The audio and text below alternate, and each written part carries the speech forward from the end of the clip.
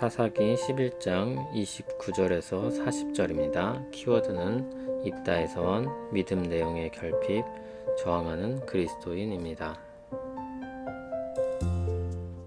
이에 여호와의 영이 입다에게 임하시니 입다가 길르앗과 므낫세를 지나서 길르앗의 미스베에 이르고 길르앗의 미스베에서부터 암몬 자손에게로 나아갈 때 그가 여호와께 서원하여 이르되 주께서 과연 암몬 자손을 내 손에 넘겨주시면 내가 암몬 자손에게서 평안히 돌아올 때 누구든지 내 집 문에서 나와서 나를 영접하는 그는 여호와께 돌릴 것이니 내가 그를 번제물로 드리겠나이다 하니라. 이에 입다가 암몬 자손에게 이르러 그들과 싸우더니 여호와께서 그들을 그의 손에 넘겨주심에 아로엘에서부터 민닛에 이르기까지 20성읍을 치고 또 아벨 그라밈까지 매우 크게 무찌르니 이에 암몬 자손이 이스라엘 자손 앞에 항복하였더라. 입다가 미스바에 있는 자기 집에 이를 때 보라 그의 딸이 소고를 잡고 춤추며 나와서 영접하니 이는 그의 무남 동료라. 입다가 이를 보고 자기 옷을 찢으며 이르되 어찌할꼬 내 딸이여 너는 나를 참담하게 하는 자요 너는 나를 괴롭게 하는 자 중에 하나로다.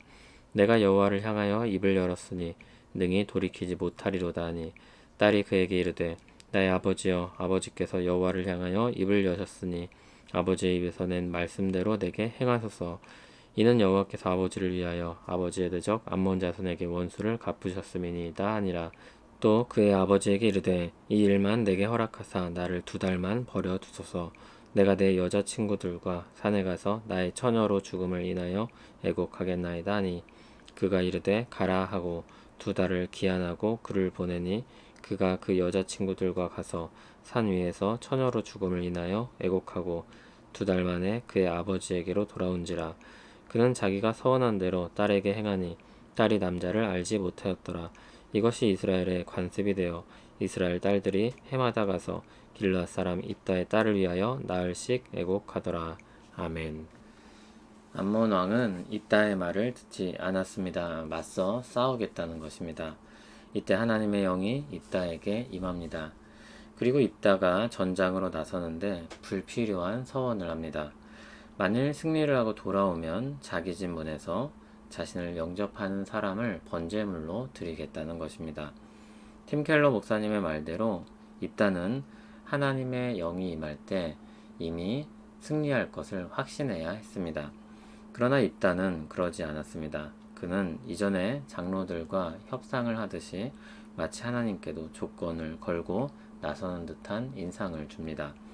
하나님은 승리를 주시기 위해 이스라엘을 구원하시기 위해 여호와의 영을 그에게 임하게 하셨지만 입다는 엉뚱하게도 서원을 합니다.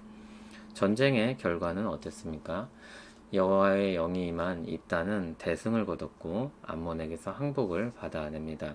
승리의 소식을 가지고 집으로 돌아옵니다. 그런데 거기서부터 문제가 발생합니다. 승리의 기쁨이 탄식으로 바뀌게 됩니다. 입다의 딸이 아버지를 반기러 나온 것입니다. 34절을 보면 무남 동료라 했습니다. 하나뿐인 딸을 서원대로 바쳐야 하는 상황이 벌어졌습니다. 상황은 계속해서 더 이상한 방향으로 흘러갑니다. 입다는 35절에 나온 대로 옷을 찢으며 슬퍼하고 괴로워했습니다. 그러자 딸은 서원한 것을 어떻게 하겠냐며 2달 동안 애곡하고 서원한 대로 하라고 하였습니다. 믿음이 좋다고 해야 할지 효녀라고 해야 할지 모르겠습니다. 입다는 또 그걸 허락합니다. 2달 후 서원대로 행합니다. 그 후 이스라엘 딸들이 해마다 나흘씩 애곡하며 기념하였습니다. 이해하기 어려운 전개에 여러 해석들이 등장했습니다. 먼저 가능한 호의적으로 보려는 해석이 있습니다. 입다가 말한 번제는 올려드린다는 의미를 가지고 있기 때문에 출가하여서 평생 봉사한다는 의미로 이해해야 한다는 해석입니다. 그러나 그런 맹세치고는 입다의 슬픔이 너무 커 보입니다. 그리고 친구들의 애곡하는 것과 이스라엘이 그녀를 기념하는 일을 보면 그런 헌신하는 삶과는 어울리지 않는 것처럼 보입니다.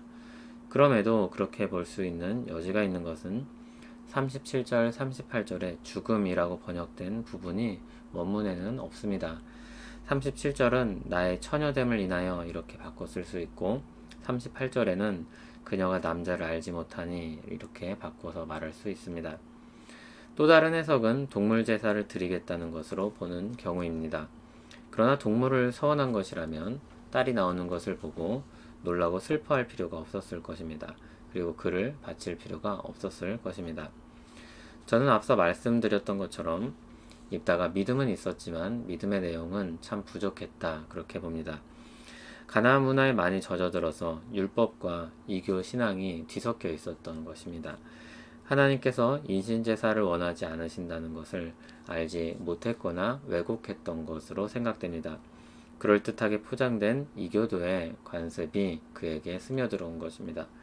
그가 절망하여 탄식했었던 모습과 친구들과 2달이나 애곡했던 일, 서원한 대로 행했다는 말은 모두 그의 딸을 인신제사로 드렸던 것으로 보입니다. 믿음의 내용이 얼마나 중요한 것인지 모릅니다. 그가 하나님에 대한 바른 지식을 가지고 있었거나 주변 사람들로부터 바른 조언을 들을 수 있었다면 그런 끔찍한 잘못을 벌이지는 않았을 것입니다. 그의 모습은 이런 모습 같습니다. 착하고 신앙생활도 하는 아이지만 친구들과의 문화 속에서 커가면서 욕도 하는 아이와 같습니다. 교회에서는 너무 훌륭한 신자로 생활하지만 회사에 가서는 악마 같은 사람일 수도 있습니다. 설교는 교리적으로도 바르고 감동적이기까지 한데 목사님이 범죄를 저지를 수도 있는 것입니다. 자기 분야에서 전문적인 지식이나 실력은 있지만 신앙에 대한 지식이 부족하여 이상한 말을 할 수도 있습니다. 생각보다 쉽게 교회에서 볼 수 있는 경우입니다. 믿음의 내용이 부실할 때 생기는 괴리는 엄청나게 심각한 부작용을 일으키기도 합니다. 잘못한 일은 잘못한 것입니다. 문화는 가랑비에 옷 젖듯이 우리를 적십니다. 또래 문화에서 험한 말이 일상일 수 있습니다. 사회에서 관례적으로 행하는 죄가 있을 수 있습니다. 전통이라는 이름으로 포장된 악습도 있습니다. 조금 더 발견하기 어려운 것들도 있습니다. 좋은 결과를 추구하지만 수단을 포장하거나 정당화하는 경우도 있습니다. 대를 위해 소를 희생한다고 하면서 죄를 눈감는 경우도 있습니다. 우리는 모두 겸손한 마음으로 이 시편의 말씀을 우리의 삶과 기도로 가져와야 할 것입니다.